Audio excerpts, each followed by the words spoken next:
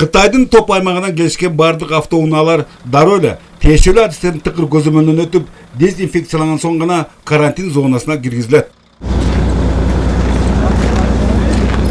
Бактка жараша, коңшу өлкөдөн киришкен айдоочуларда коронавирус коркунучу байкалбады. Антса да Торгартта 3 күн болушуп, аларга дарыгерлер күндүр-түндүр көз салышат.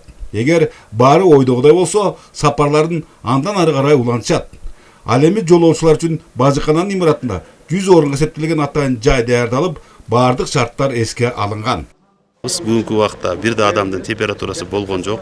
Келип аткан адамдардын баары дезинфекциялык установкадан атайын тазаланып, бүт бар машиналар тазаланып, адамдардын температуралары ченелип тепловизор менен атайын лабораториялык изилдөөлөр анализдери алынып, Бишкектеги вирусологиялык лабораторияга жөнөтүлүп атат. Ушул жылдын 3 февралынан бүгүнкүгө чейин Торгарт көзөмөл өткөрүү жайынан 21 жүк ташуучу унаа жана 31 кыргызстандык жаран чыккан.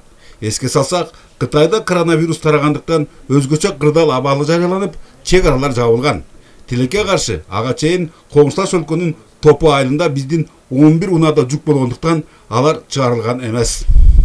Азыркы учурда Кытай Республикасында Топу аймагында 11 жүк ташуучу автоунаа жана бир айдоочу калып калды. Бир айдоочу бул ушул жол жабылганга чейин ошо Кытай Республикасынын аймагында баягы жол кырсыгына учурап, ошол иштери боюнча Кытай Республикасы тарабынан чыгарылган жок. Ал эми калып калган 11 чоң жүк ташуучу автоунаанын ичинен 7 жүгү менен 4 бош. Ушул тапта Торгарттагы карантин пунктунда токтотулган унааларда эч кандай жүк жок, бош. Антса да алар мындагы ветеринардык адистердин кароосунан өткөрүлүп, толук дезинфекцияланган. Керектүү жабдуулар жана дары-дармектери жетиштүү.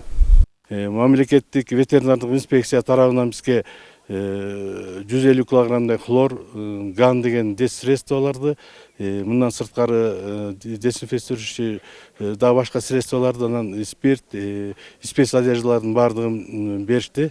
Биз толук камыз 20 машина өттү, ошолорду толук дезинфекциядан өткөрдүк. Калыстуу үчүн деңиз деңгээлинен дээрлик 4000 метр бийиктиктеги кызматтар өз милдеттерине жоопкерчилик менен мамиле жасап жаткандыктарын белгилейли. Андыктан Торгартта тобокелдик жок деп кескин бүтүм чыгарууга толук негиз бар. Бөлөкбай Шеримбеков, Нурбек Рахманов, ЛТР, Нарын облусу.